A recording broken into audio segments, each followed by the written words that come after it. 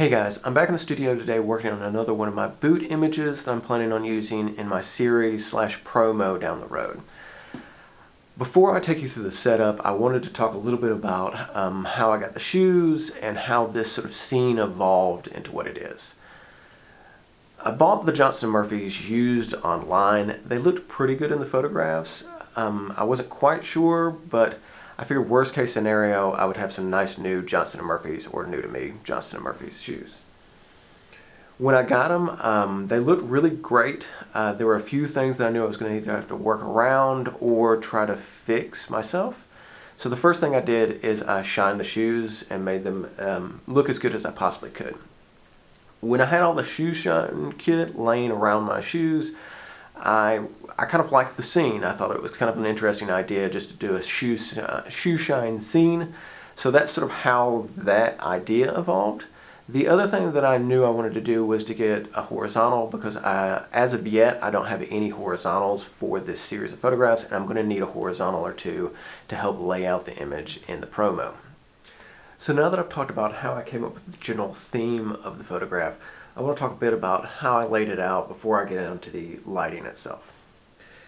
When I'm doing a top-down, I want to be very conscious of how the shadow interacts with all the elements in the scene. Particularly, in this case, the shadow of the shoe itself. Because it's so large, I didn't want to lay something in the scene, think that it was in a great place, and it turns out that it's half cast, or half in the middle of a shadow. So I put a light sort of in a general location where I thought maybe my light would end up being, and then I started laying everything out in the scene. Next, I had to deal with the lighting as it was going to be in the photograph. Because the shoe is so shiny and black, I had to create a way of diffusing the light and creating a gradient of the light and making sure the highlight wasn't overwhelming or too sharply cut off in areas. The way I do that is I put my light source, which is still a pan head, and then I put a diffusion panel in between the light and the subject itself. Normally what I would do in this situation is I would just bounce a fill light off of the ceiling, but because the shoe is so black and shiny, I needed to be very conscious of how the fill light was going to hit the shoe too. What I ended up doing was putting another diffusion panel and a strip box behind the shoe so that it would create a nice gradiated light along the heel of the shoe and gradiate forward towards the tip of the shoe. This filled the scene and the shadows a little bit, as well as creating a nice another gradiated light on the back edge of the shoe.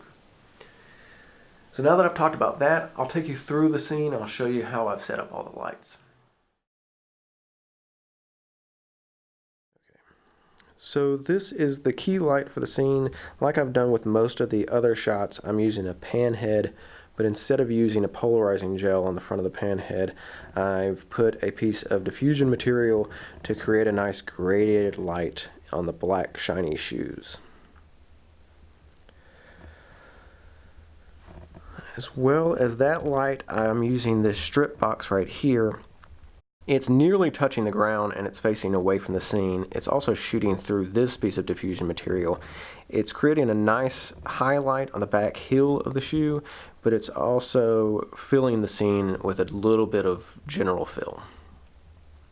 I've also put a piece of black foam core to act as a black flag for these bottles in the corner so that they don't get too bright in the shadows. And I've also put another flag over here to make sure that the rags don't get too bright in the scene.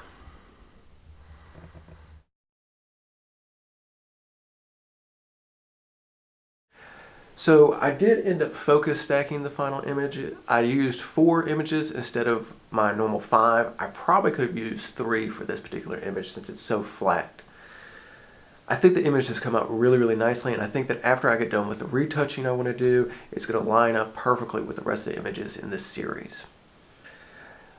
Leave a comment below, tell me what you think of the image. Thanks so much for watching this video. Have a wonderful day. Bye.